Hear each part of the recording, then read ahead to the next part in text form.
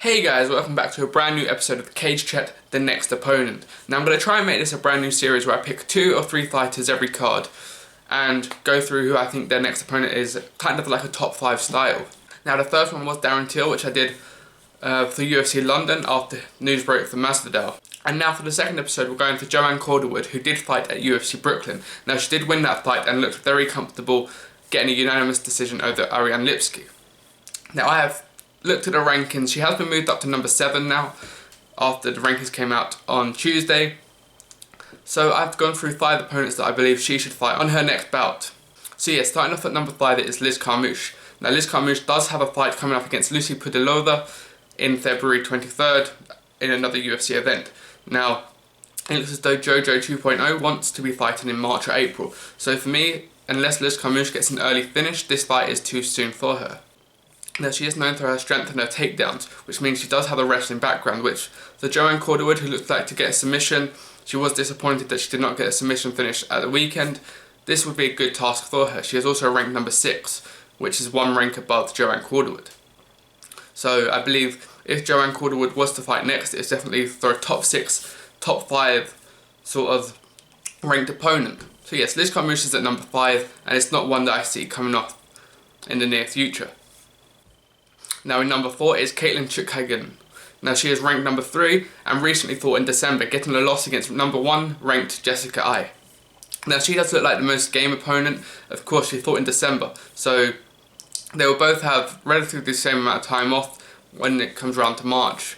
Now the hope would be that Katlyn and Joanne fought on UFC London, with of course Joanne being the Scottish nationality that she is. So fighting in London is something that would be a big prospect for her, especially in a fight that could get her into the number 1 contendership. Now Katlyn does have an 11-1 record, so she is obviously a big, high-skilled flyweight in that division, and she does have a boxing and Brazilian Jiu-Jitsu background, meaning that she's good on both the feet and on the ground, which is something Joanne Calderwood does have. She's improved massively since joining the Syndicate MMA gym out in Nevada.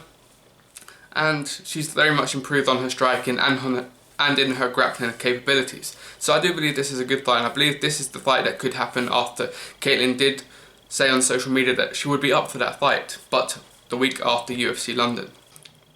Now at number 3 is Katlyn Chookagian's last victory, and that is Alexis Davis, ranked number 5 in the flyweight rankings. She does come off this after a defeat on the UFC Fight Night of Dustin Poirier and Eddie Alvarez in July last year, so she has had a period of time out where she's probably looking for another fight to get back into the mix. And what a way to do it against a number ranked 7 opponent in JoJo Calderwood. Now if I'm Joanne Calderwood, someone coming off the back of a defeat and taking 8 months off potentially for her next bout is something that probably puts her in good stead. Now Alexis Davis does have a record of 19 wins and 8 losses, of course coming back off of a loss, and it could be 2 losses in a row if she was to fight Joanne Calderwood next. Again, she does have a Brazilian Jiu-Jitsu background, meaning that she is very much a lot better than Ariane Lipski was on the floor, and would be a real test for Joanne Calderwood to get submission and get working on the ground. It might be a fight where she has to use her striking abilities on this one. Now for number 2 is number 1 ranked flyweight, and that is Jessica Ai. Now this was the fight that Joanne Calderwood did want, and the name that she seems to be asking for. She is now the first ranked contender, of course, and next to most likely going on to fight flyweight champion Valentina Shevchenko. Now Jessica Ai's last fight was in fact in December against Katlyn Chookagian, who she did defeat for a unanimous decision. Now Jessica Ai's last opponent was in fact Katlyn Chookagian, who she did defeat via split decision at UFC 231 back in December. So of course she would have had the same time out of the cage as Katlyn Chookagian would have been.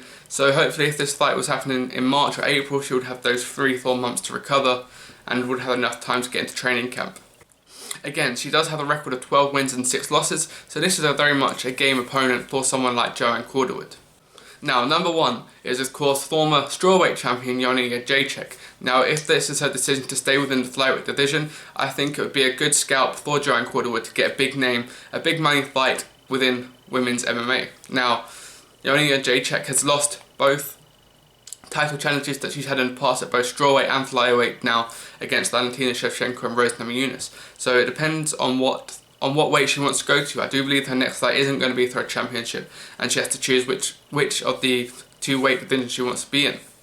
Now for Joanne Calderwood, if she could get a victory over Joanne Jacek, it'd very much put her in the limelight for a title shot at flyweight. Of course, Joanne Jacek's last fight was against Shevchenko for the championship, which she did lose after 5 rounds in a unanimous decision.